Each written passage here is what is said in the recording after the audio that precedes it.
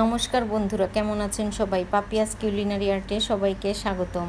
আজকে আমি বানাবো ছোটোবেলার বড়োবেলার দুই বেলারই প্রিয় একটা খাবার। এজন্য আমি নিয়েছি ময়দা, কালো জিরা, গুঁড়া দুধ, চিনি, তেল। আমি প্রথমে ময়দাটাকে একটু চালনিতে সেঁকে নিব।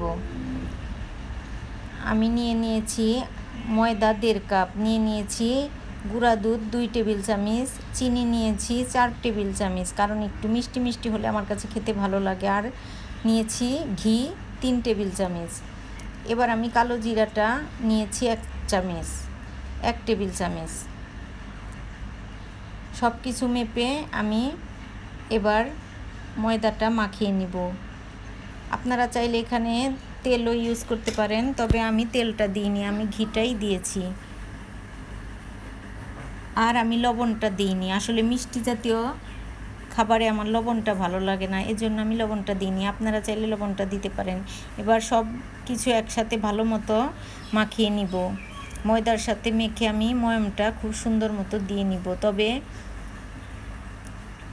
এভাবে দলা করে দেখবেন যে আসলে ময়ামটা ঠিক আছে কি না। কিন্তু ময়দাটা খুব একটা নরম হবে না। আমি সামান্য জল দিয়ে এবার ময়দাটাকে সব কিছুর সাথে সুন্দর করে ময়াম দিয়ে নিলাম। তবে খুব একটা জল লাগেনি, অল্প একটু জল লেগেছে আমার। ছোটোবেলা বড়োবেলা দুই বেলারই খুবই পছন্দের এই মোনাক্কা রেসিপি, কারণ ছোটোবেলায় অনেক খেয়েছি, এখনও খেতে খুব ভালোবাসি এবং মাঝে মাঝেই ঘরে তৈরি করি। ভাবলাম আজকে আপনাদের সাথে শেয়ার করি। ময়দাটা আমার মাখা হয়ে গেছে। এবার 10-15 মিনিটের জন্য আমি ঢেকে একটু রেস্টে রেখে দিব। আসলে বাসায় বানানো খাবারের টেস্টই আলাদা, যদিও একটু বানাতে হয় কষ্ট করে। কষ্ট না ঠিক, বানানোর নিজে হাতে খাবার বানানোর মজাও আলাদা। আপনারা চাইলে এভাবে অবশ্যই বাসায় মোনাক্কা তৈরি করে খেতে পারেন। এবার আমি 10-15 মিনিটের জন্য রেখে দিলাম। তারপর আমি মোনাক্কাটা তৈরি করব। ছোট বড় সকলেরই পছন্দ এই মোনাক্কা রেসিপি। ময়দাটা এবার আমি সুন্দর করে একটা নামি মাঝখানে কেটে 2টা রুটির মতো করে নিব। তারপর আমি মোনাক্কার শেপ দিয়ে কেটে নিব। এবার আমি মাঝখানে টুকরো দিয়ে নিলাম।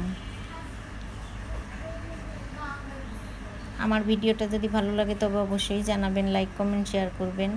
আমার ইউটিউব চ্যানেলটি সাবস্ক্রাইব করবেন, আমার ফেসবুক পেজটি ফলো করবেন। ভিডিওটি দেখার জন্য সবাইকে অসংখ্য ধন্যবাদ। সবাই খুব ভালো থাকবেন। এবার আমি হালকা একটু ময়দা নিয়েছি। ময়দা নিয়ে এবার আমি এই রুটিটাকে বেলে নিব। আসলে ঘি দিয়ে বানালে একটু আঠা আঠা মনে হয়, তো এজন্য আমি একটু ময়দা নিয়ে রুটিটাকে হালকা একটু, খুবই সামান্য ময়দা নিয়ে আমি রুটিটাকে বেলে নিচ্ছি। এতে টেস্টের কোনো হেরফের হবে না। দেখতেই পেলেন বন্ধুরা আমি কতটুকু ময়দা নিয়েছি। শুধু হাতে একটু শুকনো ময়দা মেখে তারপর আমি রুটিটা বেলে নিয়েছি। এবার আমি মোনাক্কার শেপ দিয়ে দিব। আসলে এই মোনাক্কাটা দিয়ে বিকেলবেলা চা শুধু শুধু খেতেও ভালো লাগে, বিকেলবেলা চা দিয়ে খেতেও ভালো লাগে। ছোট বড় সকলেই খুবই পছন্দ করে। আমরা তো বাজার থেকে অনেক রকম মোনাক্কা কিনে খাই, গুড়ের, চিনির। আজকে আমি চিনি দিয়েই বানালাম। এবার আমি রুটিটাকে সুন্দর করে কেটে নিয়েছি। আর সুন্দর করে শেপ দেওয়ার জন্য চারপাশে একটু কেটে রেখে দিচ্ছি। তবে এইগুলো আমি ফেলে দিব না, ওইগুলোকে আবার নতুন করে রুটি তৈরি করে ওইগুলো দিয়ে আবার রুটি বেলে আমি সেগুলোকে কেটে নিব। এবার মোনাক্কাগুলো আমি কেটে নিচ্ছি। আমি যে শেপে মোনাক্কাগুলো কাটছি ভাজার পর আরও অনেকটাই ফুলে যাবে। আর 1.5 কাপ ময়দায় অনেকগুলো মোনাক্কাই হয়েছে। এবার আমি একটা প্লেটে তুলে নিলাম। অবশ্য একটার গায়ে একটা না লাগানোই ভালো, একটু দূরে দূরে রাখলেই ভালো হয়। আমি এজন্য একটু দূরত্ব বজায় রেখে এগুলোকে প্লেটে সাজিয়ে নিয়েছি। এবার কড়াইতে তেল দিয়ে দিব ভাজার জন্য। তেলটা একটু বেশি লাগবে, কারণ ডুবো তেলে মোনাক্কাগুলোকে ভাজতে হবে। এবার আমি মোনাক্কাগুলো তেলে ভাজার জন্য দিয়ে দিলাম। খুবই অল্প হিটে ভাজতে হবে, কারণ চুলার হিটটা যদি বেশি থাকে তাহলে মোনাক্কাগুলো তাড়াতাড়ি ভাজা হয়ে যাবে এবং ভিতরে ঠিকমতো ভিতরটা একটু কাঁচা কাঁচা থেকে যাবে, কালারটা চলে আসবে কিন্তু ভিতরে কাঁচা থেকে যাবে। এজন্য লো হিটে ভাজতে হবে, একটু সময় নিয়ে ভাজতে হবে মনেক্কাগুলো। দেখুন বন্ধুরা, মনেক্কাগুলো কতটা ফুলেছে, এটা দেখেই বোঝা যাচ্ছে মনেক্কাগুলো একদম পারফেক্ট হয়েছে। মনেক্কায় কালার চলে এসেছে। এবার আমি মনেক্কাগুলো তেল থেকে তুলে নিব। এভাবে করে আমি সবগুলো মনেক্কাই ভেজে নিব। মনেক্কাগুলো ভাজতে আমার অনেকটাই সময় লেগেছে। এবার যেগুলো কালার এসেছে সেগুলো আমি তুলে নিচ্ছি, বাকিগুলো তেলে রেখে আবার আমি তুলে নিচ্ছি। এভাবে সবগুলো মনেক্কা আমি ভেজে নিব।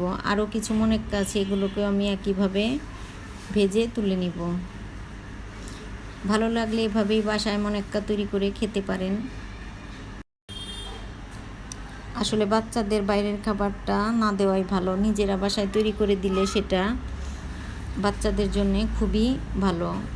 শুধু বাচ্চাদের জন্য না, বড়দের জন্যও ভালো। এই মনেক্কাগুলো ভাজা হয়ে গেছে। এবার আমি সবগুলো মনেক্কা তেল থেকে তুলে নিয়েছি। এবার গরম গরম খাবার পালা। তবে এই মনেক্কাটা একটা কাচের জারে ভরে 7 দিন পর্যন্ত রাখা যাবে।